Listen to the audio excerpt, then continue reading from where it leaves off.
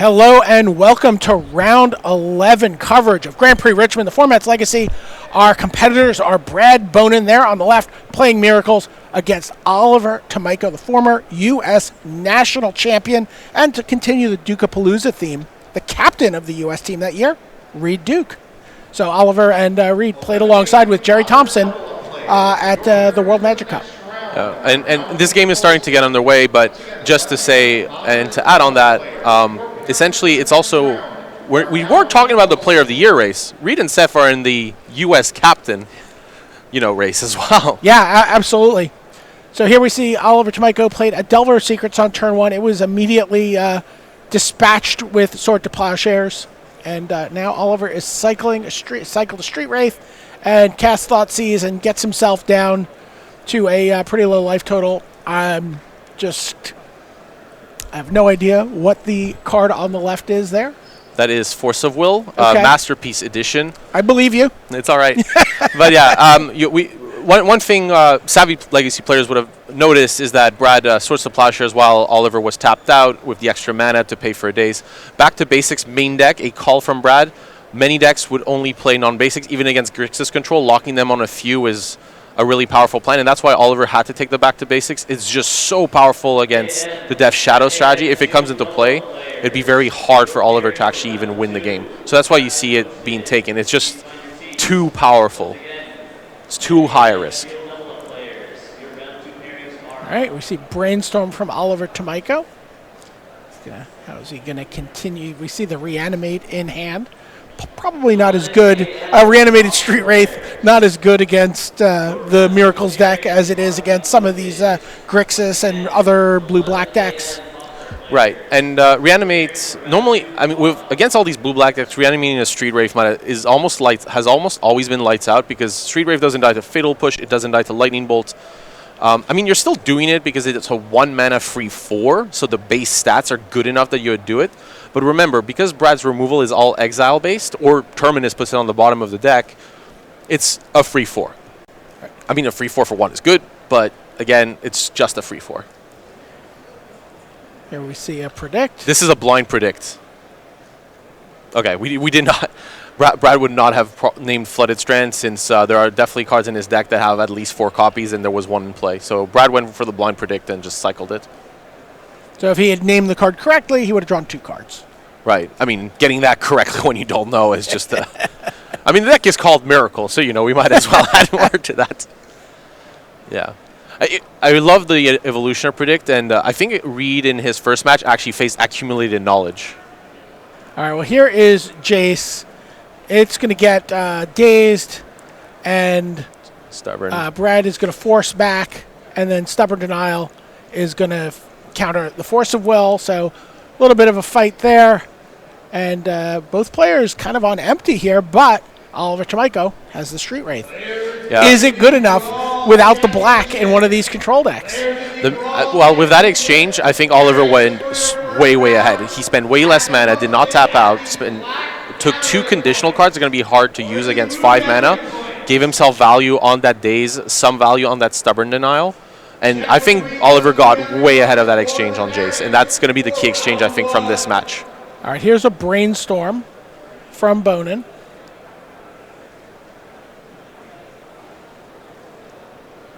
Puts 2 cards back. Let's see if he shuffles those away here.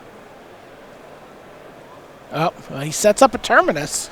Yeah, one of the, obviously, key cards, Interactions of Miracles. You can stack the top of your deck, decide to put a Terminus on top. No need to shuffle that away. It's almost like you want to do that with this deck. Exactly.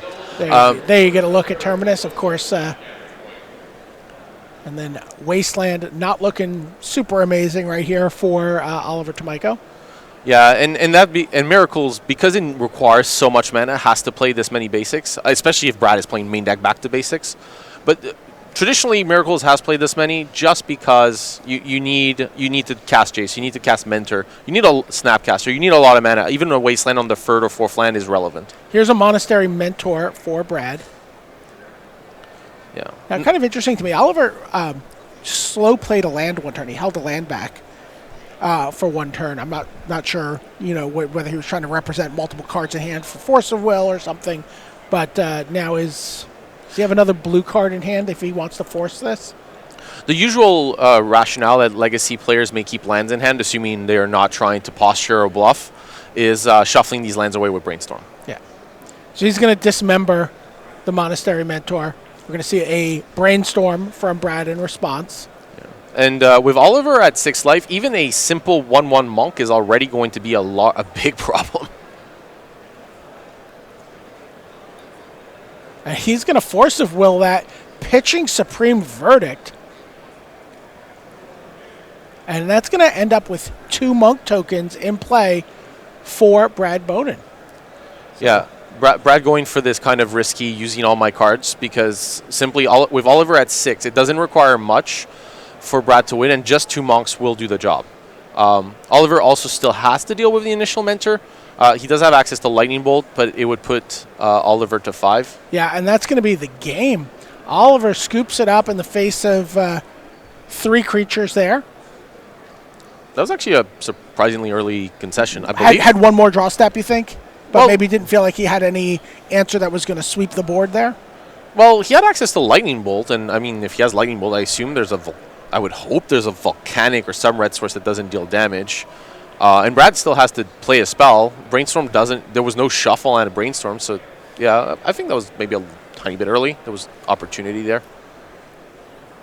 As for what these players are going to bring in, Brad is relatively well set up to start with in the match. His deck is engineered to kind of beat these creature strategies, and he would have been expecting Death Shadow. So I don't think Brad is going to sideboard a ton because a lot of the cards will be good. There might be some shaves on specific cards. Probably Force of Will is going to go out for, more removal, maybe an extra back to basics, cards like that.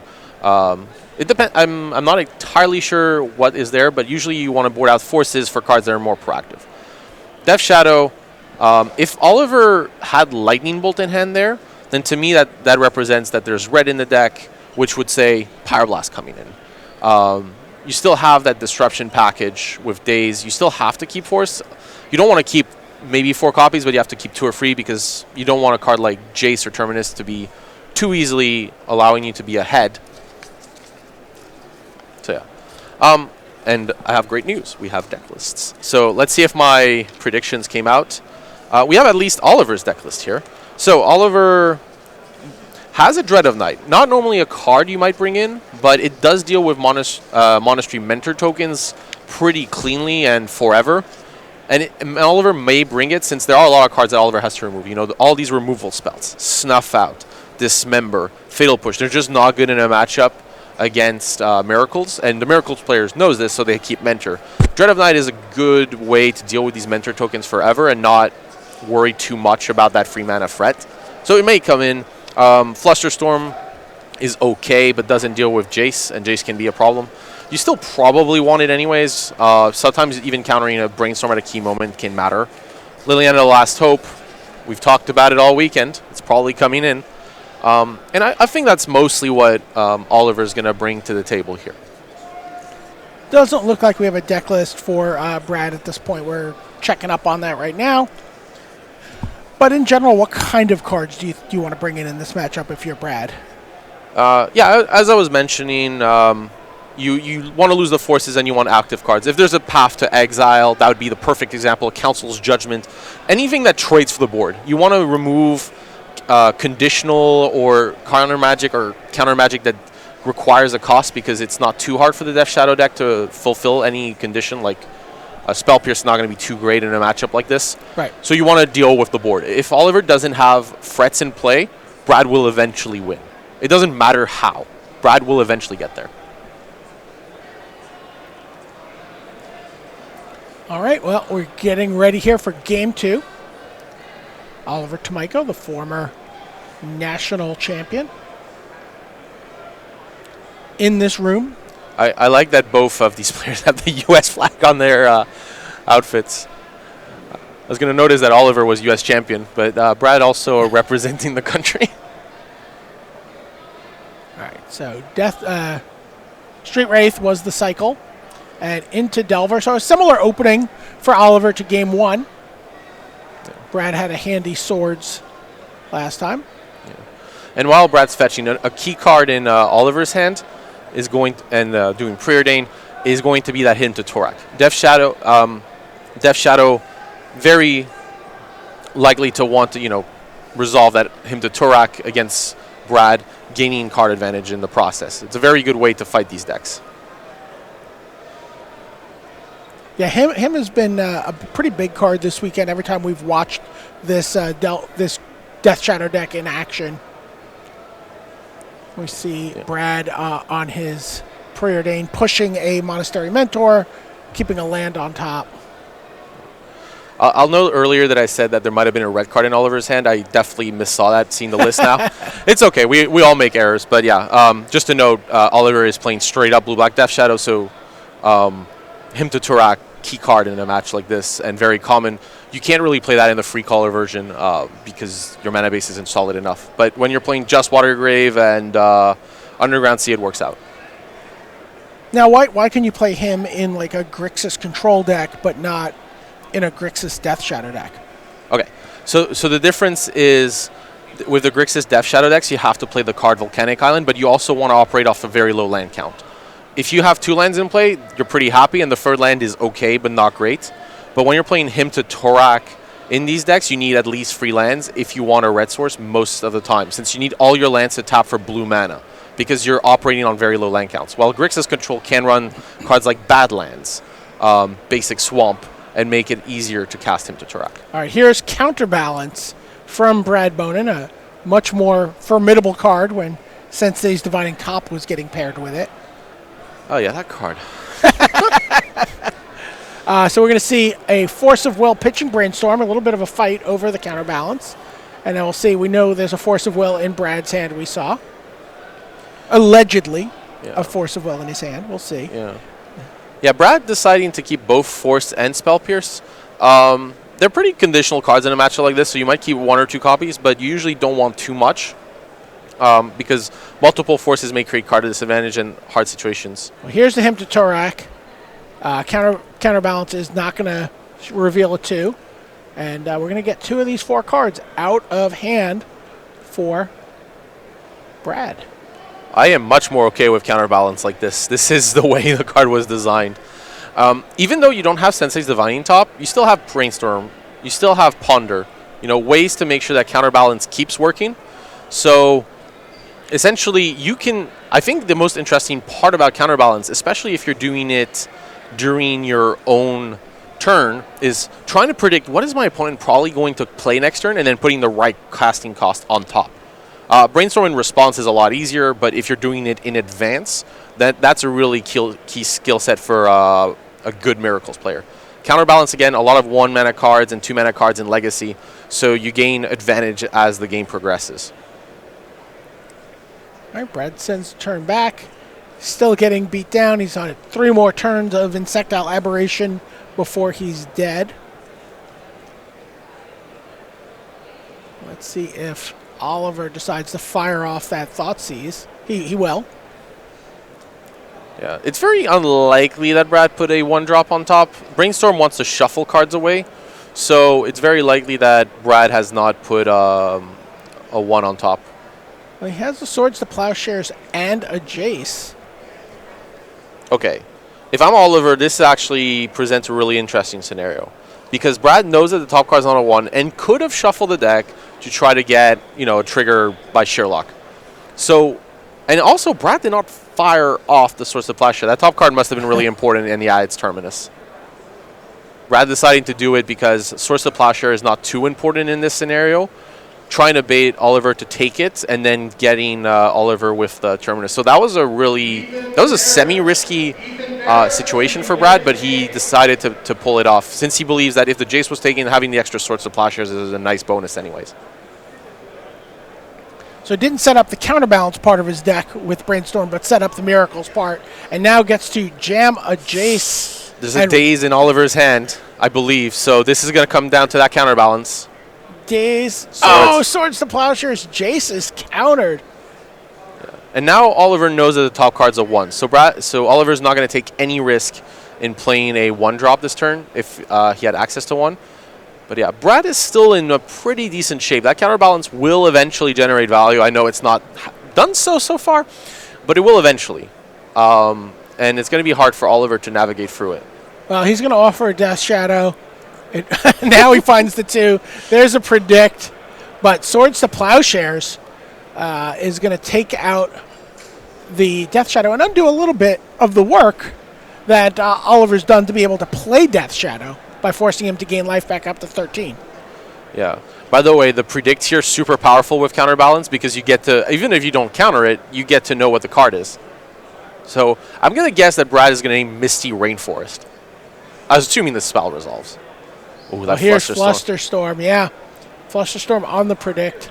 Oh, yeah, and we know that Brad is drawing that Misty, which is a relatively weak card. I probably would have run it here since there's a high chance that Oliver still wants to cast a spell this turn, and you get to kind of get the scry effect, right? If you don't like a card, you get to shuffle it away. So I think there was value in playing that Misty Rainforest here, even though you normally want to keep lands. I definitely am less of a fan of playing the Plains here compared to Misty, since Misty has more utility.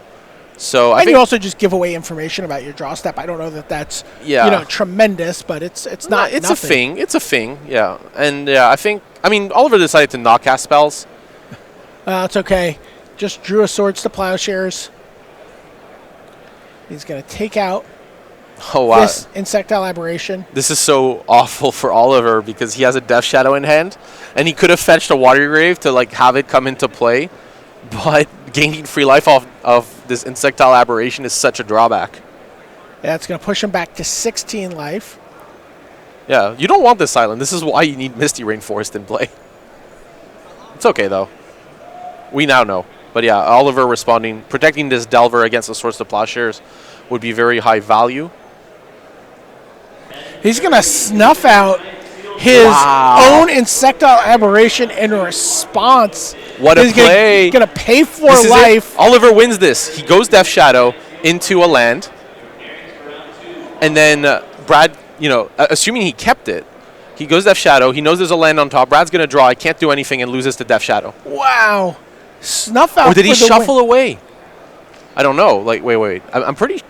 I believe I saw Oliver with Death Shadow. Yeah, okay, there's the Death Shadow. I was very worried. We know there's a land on top, and Brad scoops it up. Oliver forces a game 3 here with a timely snuff out on his own creature, pays the alternate casting cost, instead of gaining life, loses an additional 4 life that turn, and creates a lethal Death Shadow, knowing the top card of Brad Bonin's deck.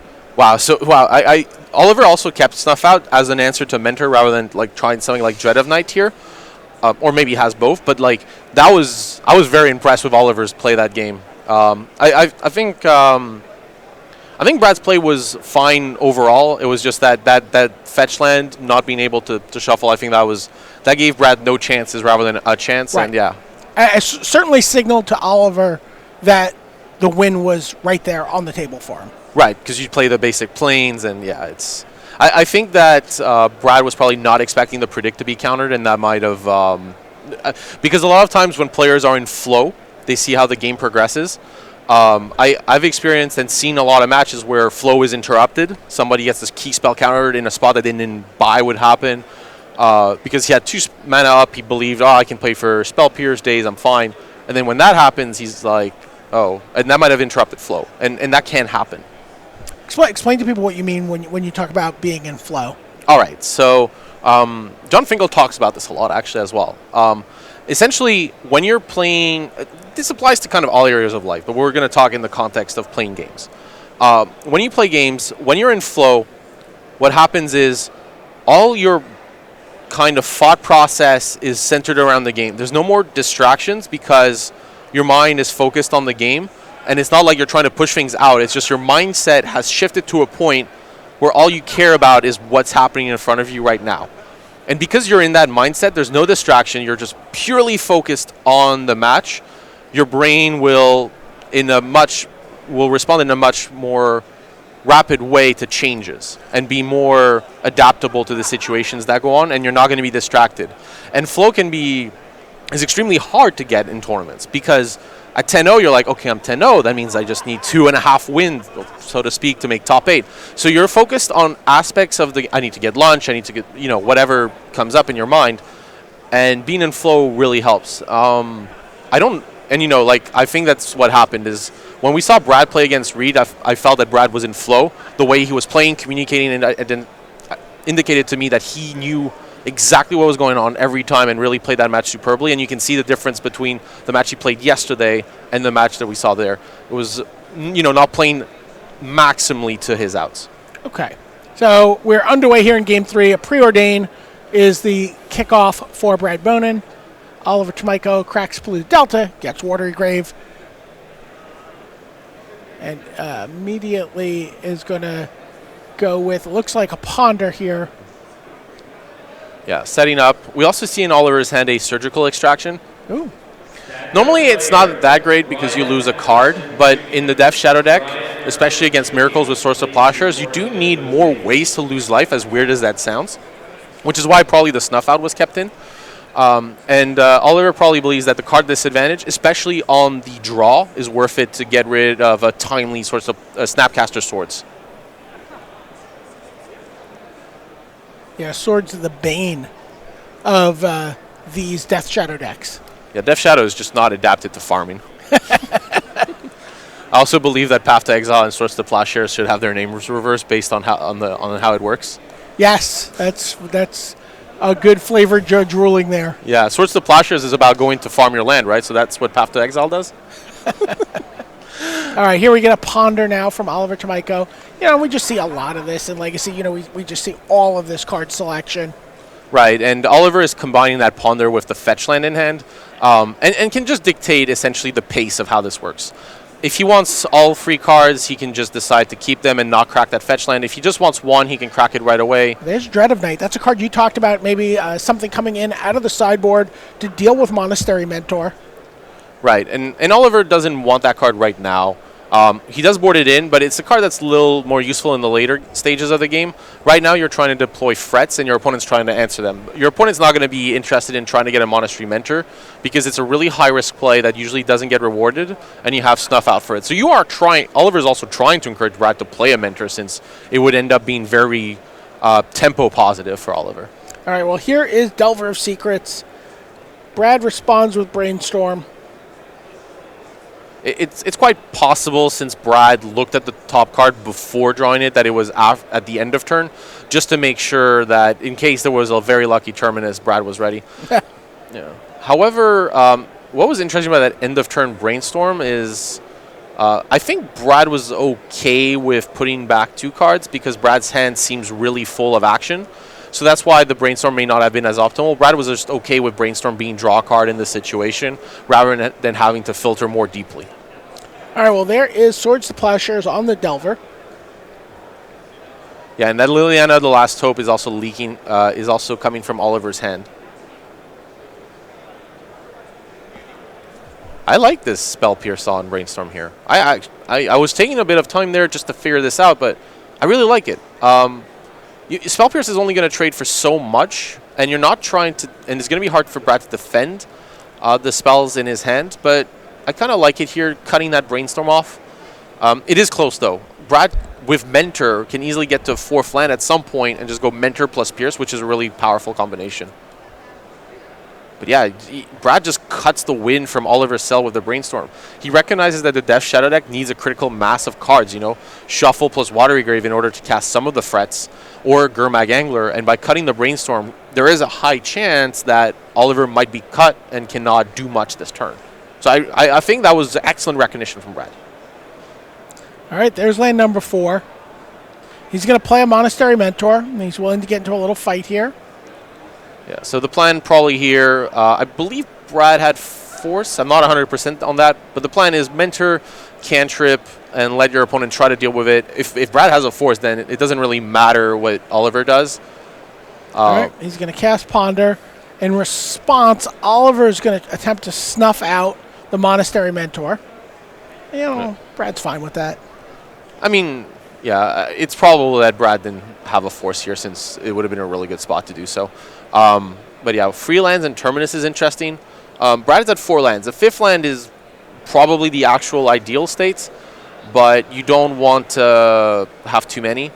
The Terminus is really important as a setup, though, because this is the turn that Oliver's under the threshold of 13 life and might cast a Fred. So Brad is leaving that Terminus on top with the option to use it. I'm not actually... I think he put it second from the top, so it would be like next turn. I maybe would have liked it third, as weird as it might sound, because then if Oliver doesn't do a Fred, you can just wait a turn and you can decide to shuffle it or not. While here, if Oliver goes, actually, I think my opponent might have a Terminus on top, I'm just not going to cast a Fred this turn, then you're drawing a really dead card. Terminus is very different between 1 and 6 mana. Do you see a Death Shadow in hand for Oliver? Yeah. I think this game is extremely difficult for Oliver to navigate here.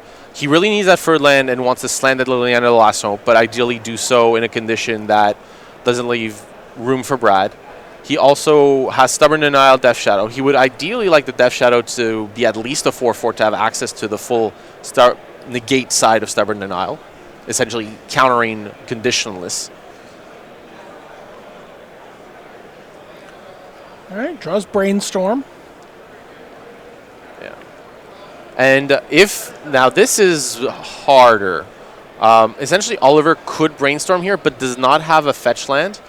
So if he Brainstorm locks himself, he's in real trouble. So I kind of like just playing the 2/2 Shadow here, offering it up. And Brad knows the top card. He knows what it is.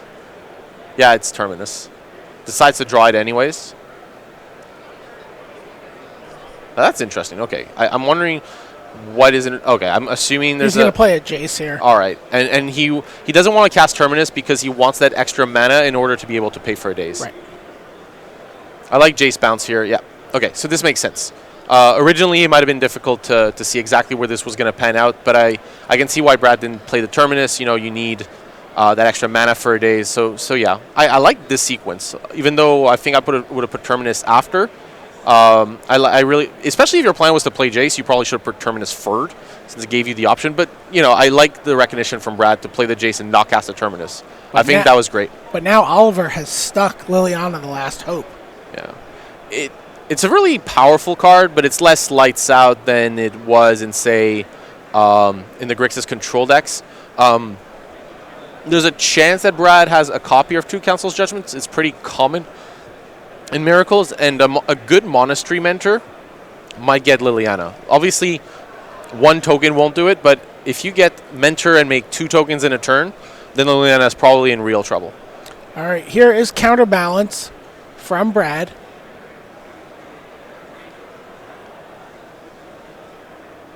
Yeah.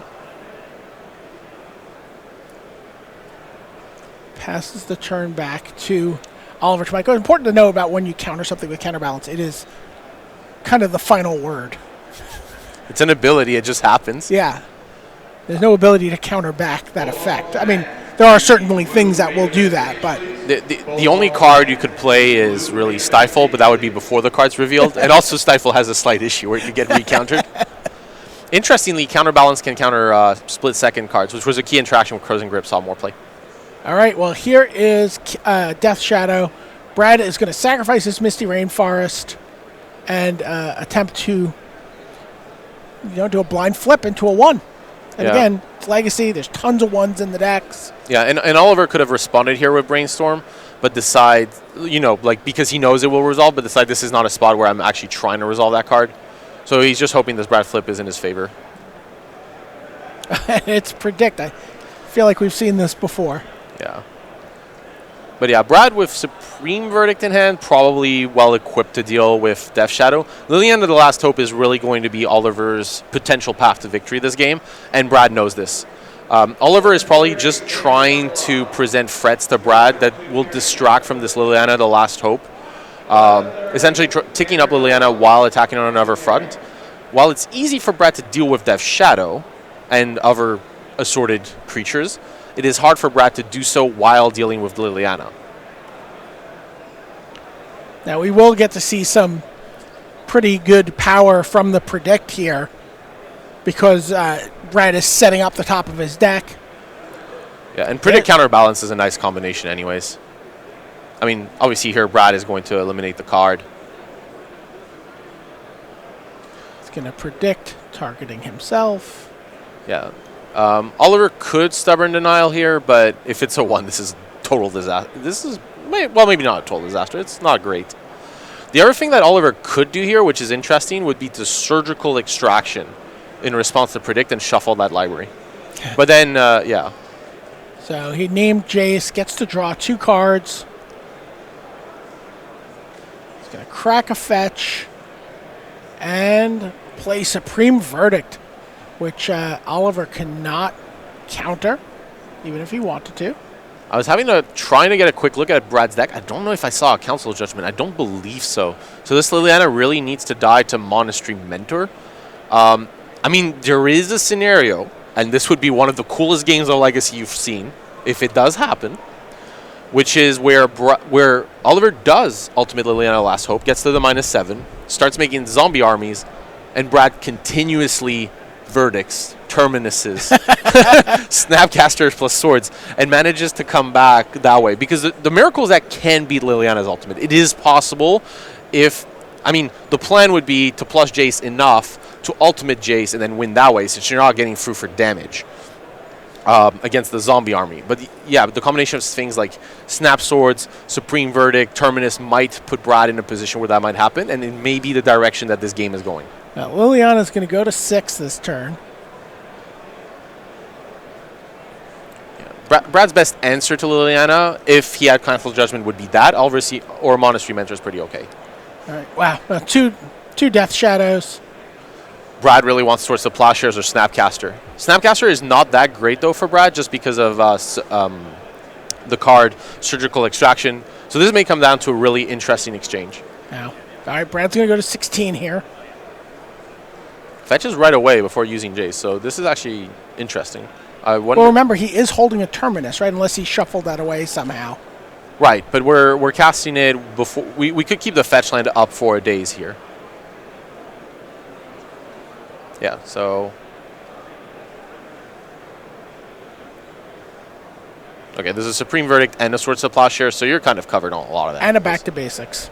Wait. There's a Planeswalker. Is that a Gideon? There's a Back to Basics? There's definitely a Planeswalker, and it looks like one of the San Diego Comic-Con promos. All right, here's Supreme Verdict. Takes out 2 Death Shadows. Yep. But he still does not have an answer for Liliana here. And he probably just won't. Liliana's going to go to 7, and then we're going to start the zombie wars. You know, like all those survival zombie games and movies? Well, that's what we're going to see. We're going to see that scenario. You know, one person gets bitten and then the whole population goes. This is what's going to happen very soon. Unlike other matches where, like, you know, it's kind of the end of the game. Liliana, the Last Hope, ultimates, and we're done.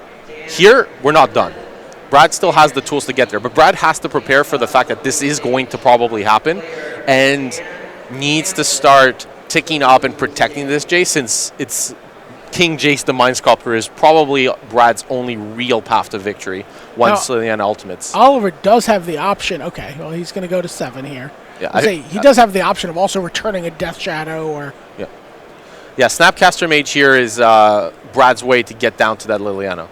But yeah, for sure minusing here would have... it was possible, but it would have been a big mistake in my view. You really want to get to 7. Oliver very much is going to try to get the Snapcaster Mage. Yeah, I think forcing Snapcaster here is correct. You really need to get... just the 2-1 body is a problem. All right, we're going to brainstorm here, looking to find Force of Will on top of the library to counterbalance Force of Will. I mean, yeah, I'm trying to think of other 5, but yeah, you're basically down to Force. And Brad will probably not have all 4 copies, so this is kind of close. There's also Stubborn Denial, Daze, so there are a few options here.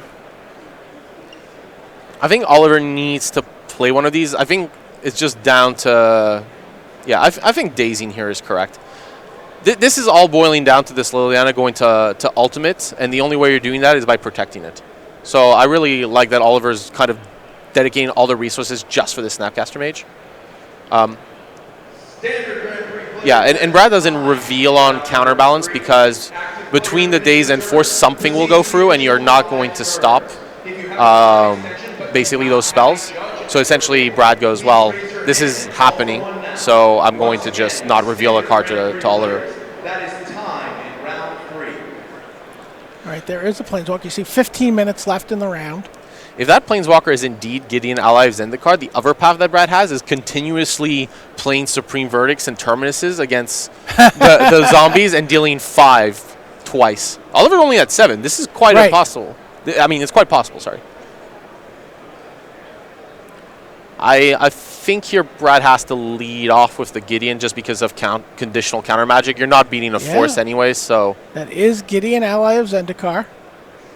Yep. As you said, a San Diego Zombicon version. It's very thematic, right? Since we're going to see Liliana the Last Hope. Yeah, so Knight Ally token in play. And yeah, I mean, Oliver is definitely going to say -7 on Liliana. By the way, this surgical extraction has been incredibly poor, and this is kind of why you don't really want that card in matchups against cards like Snapcaster Mage. It's not putting pressure, and it doesn't really stop too much. So usually that's why many top players do not want to board these cards in. All right. In matchups like this. Can Brad find 2 windows to get through with Gideon, Ally of Zendikar, through a zombie army here? Well, Brad has access to Swords to Plowshares and a Jace minus. So so he could just... So if Oliver doesn't have a way to put something on the board here, then Brad just potentially wins if Oliver can't prevent it. And there's only conditional counter magic in Oliver's hand. So I actually think Brad is going to take this one down. Wow. Yeah, on the Gideon Allies and the car, super important to do so though. Without that, it would have been a really interesting race, but yeah, very difficult. Oh, and Oliver's going to go to 5 here. And I think he's going to play another copy of Liliana the Last Hope. Right, hoping that one of these zombie tokens is going to survive. You plus on the Knight Ally. Right.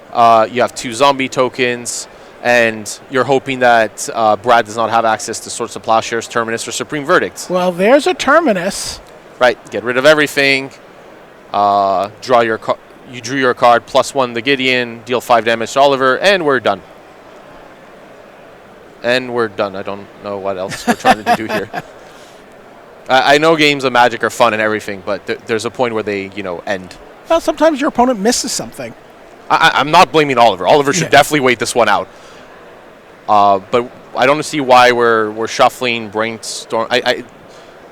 Gideon's indestructible. Snuff Out's not getting it.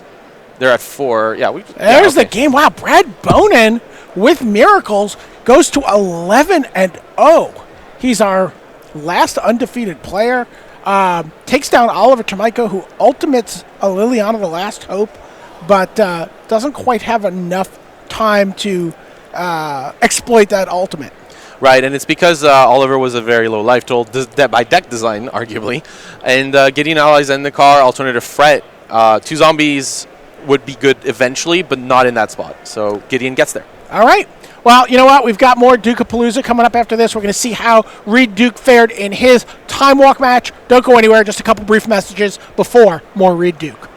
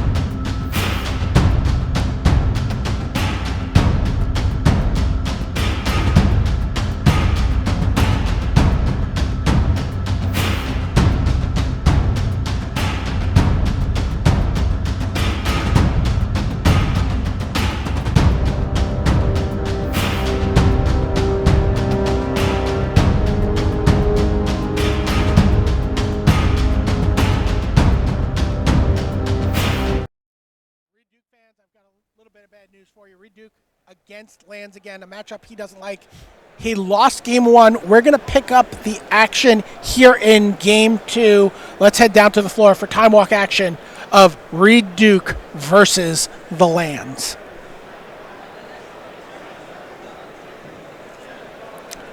All right, so Ashok Jatori playing lands. He's 8-2. He's playing against Reed Duke.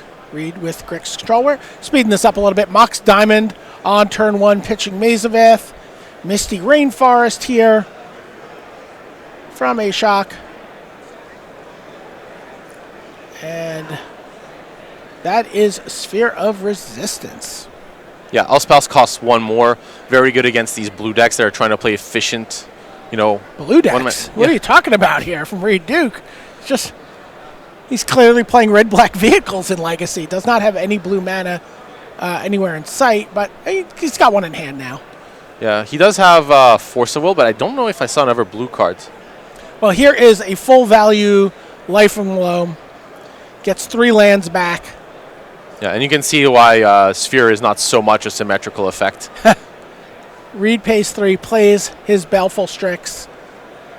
And now we're going to get a Life from the Loam being dredged back by Ashok. Right, and this is a straight-up race between Ashok getting access to Wasteland Life from the Loam, or even Ghost Quarter Loam is okay. You do eventually get through all these through all the basics that Reed has. It's just a question of time. Reed has access to spells right now. Ashok is going to just try to make that not happen. So, yep, Life from the Loam picks up 2 lands out of his graveyard and plays a Dark Depths. So right. This is what Ashok's trying to do here. He's trying to get Dark Depths, Thespian Stage, and make a Marit Lage token and kill Reed in one fell swoop. Right, and while Reed does have access to Baleful Strix, the truth is, with Punishing Fire is in the hand, so Reed can't even buy a turn by blocking the 20/20, since Ashok would just Punishing Fire it, the 1/1, and get through for 20. All right, well, Reed is going to attack. May as well. Reed keeping mana up for Force of Will, not quite free on the Sphere of Resistance. All right, there you see Choke, and that may be why Reed fetched up or played non-islands early on in the game. Worried about an early choke from Ashok. I mean, Reed is worried about choke, but fundamentally, Reed would have preferred fetching up a blue source to start with. Yeah, it doesn't look like he fetched. Yeah, he had access probably to Ponder or Brainstorm early and decided to keep the hand. He didn't want his blue source to be wastelanded, which does have a high probability. So decided to play it later into when it was necessary. Reed realizes now that Ashok does not have Wasteland, because Ashok for sure would have played Wasteland and done something there. All right, well, Life from the Loam again. And again. Yeah, I mean, he's not drawing anything else. He's just drawing Life from the Loam. That's one of the things about this lands deck, is you forego your draw step to just keep getting more lands, keep milling cards into your graveyard, finding better and better lands. Yeah, Reed taking that was a risky Brainstorm. Reed did not have a fetch land, but Reed has to draw cards and try to push some kind of advantage, make sure they keep doing the land drop. So for sure, Reed had to do this Brainstorm here. There was a risk to lose the game here, but you have to just go for it, expect the fetch land, and continue playing from there.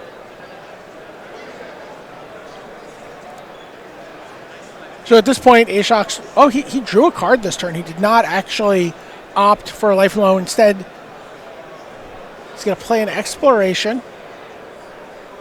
And Reed's going to get into a fight over that. He's going to pitch that Jace and counter the Exploration. Pays 1 mana for it.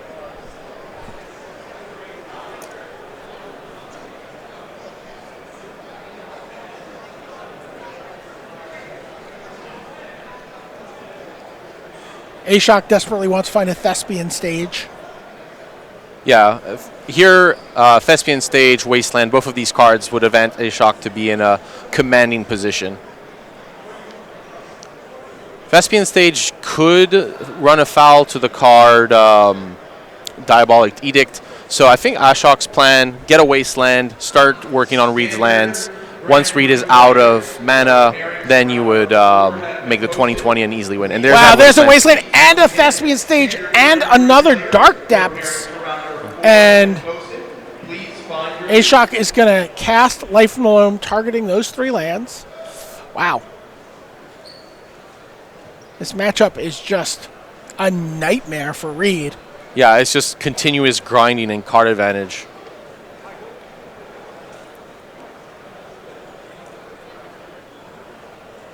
So we're going to see Reed pay 2 mana to Brainstorm. Wow.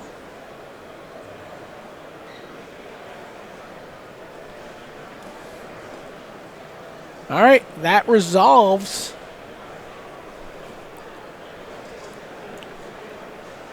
Yeah, and here you're going to see the plan. Wasteland, Wasteland, Wasteland. Let's go. In no hurry to implement his kill here. He can just get rid of Reed's land while Reed scuffles under a Sphere of Resistance. Yeah. I mean, this has been a really unfortunate sequence of opponents for Reed. Lands is not that popular in the field. I mean, it's a very good deck, but it's not that popular in the overall field, and he faced it twice, what is easily his worst matchup. Things not looking very good for Reed here. I will say that with this small field, it is possible that XN3 can make the top 8. And so regardless of what happens, I think after this round, we are going to stay on Reed Duke as our main camera match until he is no longer in contention for a top 8 berth. So that means really playing until he would take a 4th loss. Yeah, and with the 4th loss, Reed would still play for a cash finish, but the pro points do not matter for the Player of the Year race or the U.S. captaincy as well. A 12 free finish would put Reed a little bit at parity, so it's still worth following Reed regardless. And also, we hope you enjoyed that experience of following Reed throughout the day. Yeah, and Reed is fighting his way back in here. But we're going to hope that he wins. Yeah, I mean, he just dealt with that Sphere of Resistance. Yeah, and you can just see Reed's deck just looks like the pedal to the metal just happened. Getting rid of that sphere allows Reed to really start pushing ahead.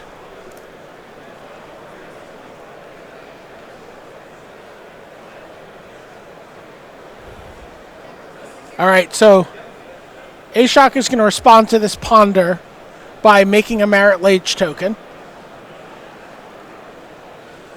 Yeah, and the reason for that is,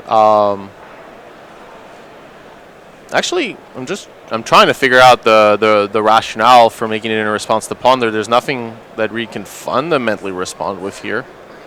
He does have a Diabolic Edict in hand.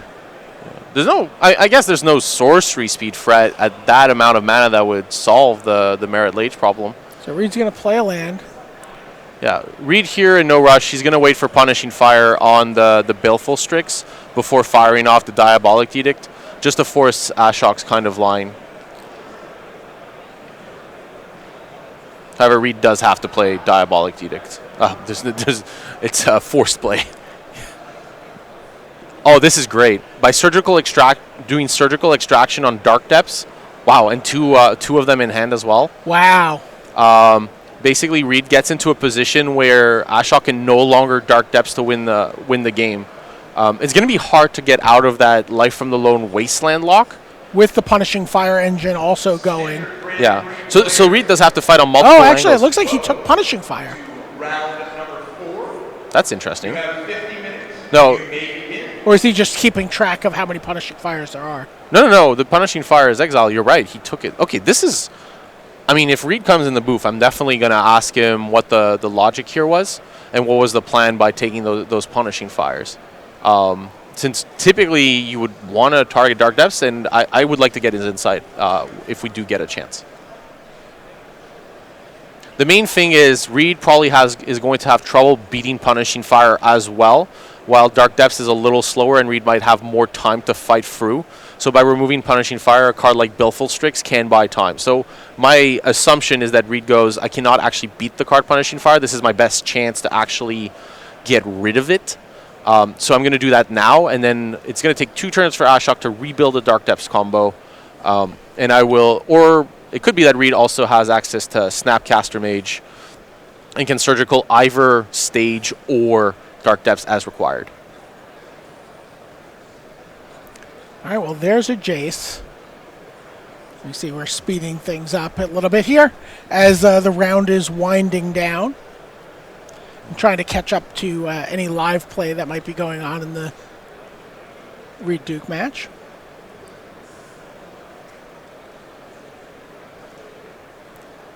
All right, well, here is Gurmag Angler now. Gurmag Angler is also the reason why Ashok kept Maze of If in the deck, although Reed's deck is not fundamentally trying to race or deal damage as an aggro tempo deck would, just because it does deal with Angler efficiently, and you can gamble for it, well, with the actual card, 1 red gamble. So having like access of one-off lands in the deck has high value just because you can tutor them as needed. Yep, and this was Reed's plan.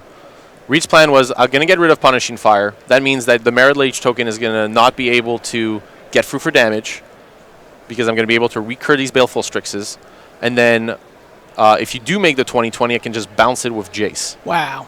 Reed, like, impressively showing an alternative line of play that I think very few players would have considered, and realizing I can't beat the card Punishing Fire with the way I want to win this match, so I have to try to beat the card Dark Depths. Okay, actually I can do that, so that's my aim. So it looks like Thespian Stage actually copied... There's a Glacial Chasm from the lands deck. Yeah, so the Glacial Chasm, a card from Ice Age, I believe? You were around back then, so you're going to have to... Yeah, Glacial Chasm reduces all damage that would be dealt to you to 0, and then there's a cumulative upkeep of paying life, but then you can just let it go and get it back with Life from the Loam. With Life exactly. from the Loam. The Thespian Stage, by the way, named Sheltered Thicket. Did not name... Or it copied Sheltered Thicket. Yeah, copied Sheltered Thicket. Right, and that's one of the things with Stage. If you have like floating mana and might as well use it, turn that colorless mana into, perfect dual mana.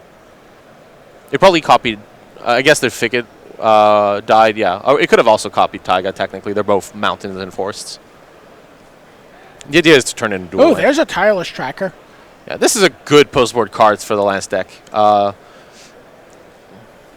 And Reed decides to let it resolve. Reed had access to Force of Will, I believe, there, but decides to leave it resolve. Reed's plan is different. Reed's plan is it's time to go for it. Wow. Yeah. But yeah, he's going to try to keep this Force for a scenario where he's able to get rid of Glacial Chasm. It's worth noting Ashok could copy Glacial Chasm before the cumulative upkeep, just to make sure. So here, actually, I would have kind of like Ashok to Thespian Stage, copy the Chasm on upkeep. That way you don't have to pay the cumulative upkeep on stage would not. All right, here's a gamble from Ashok. Search your library for a card. Put it in your hand, and then you discard a card at random. So it looks like he may have gone for an Exploration. And wow, Reed Duke takes that game. Yeah, that was very impressively played by Reed. Choosing to get rid of the Punishing Fire rather than the Dark Death, excellent recognition. Really excellent recognition as to what the pattern to win the game was going to be. Turn 1 Exploration here from Ashok. Chalice to the Void on 1, a pretty brutal card against Reed's deck, just in terms of his ability to set up in the early game. You see there, he's casting a Brainstorm in response. He does have Force of Will. It seems like something you'd be willing to get into a fight over, this Chalice to the Void.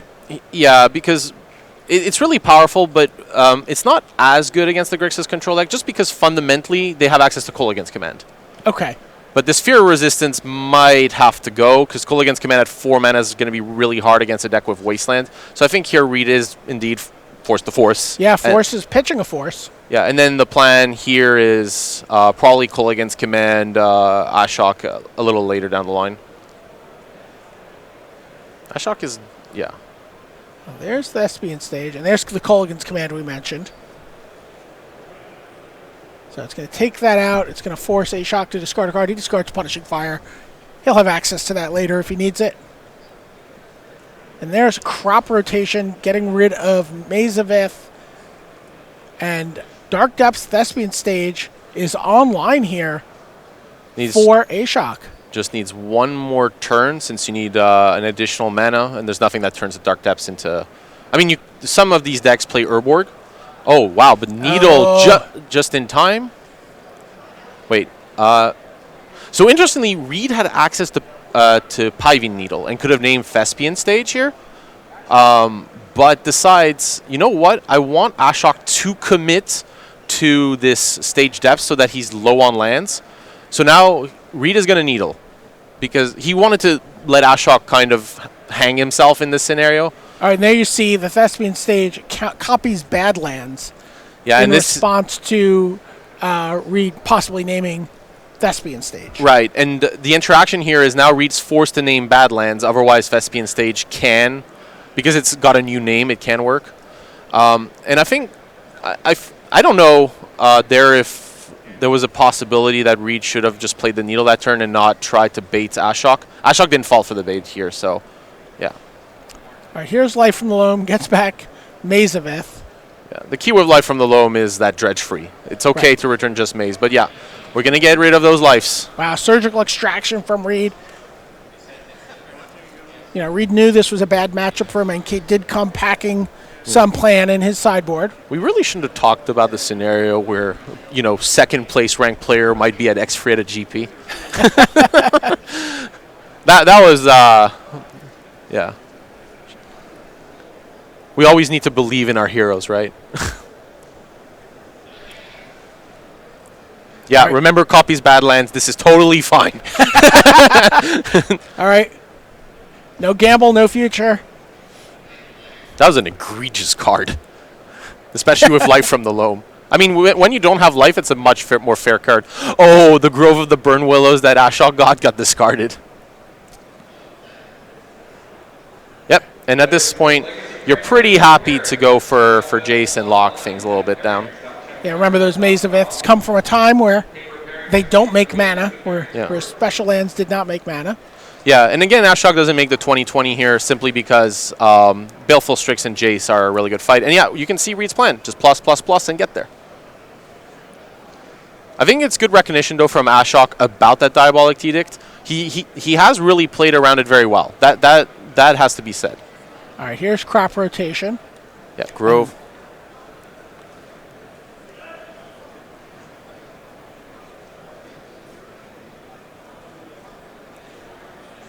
Now a Snapcaster Mage in hand for Reed Duke.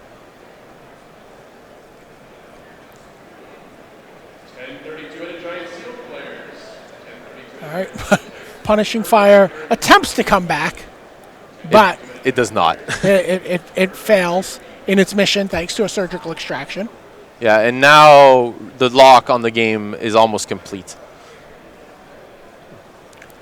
There's Sphere of Resistance. Yeah, you see the Diabolic Edict in hand for Reed Duke.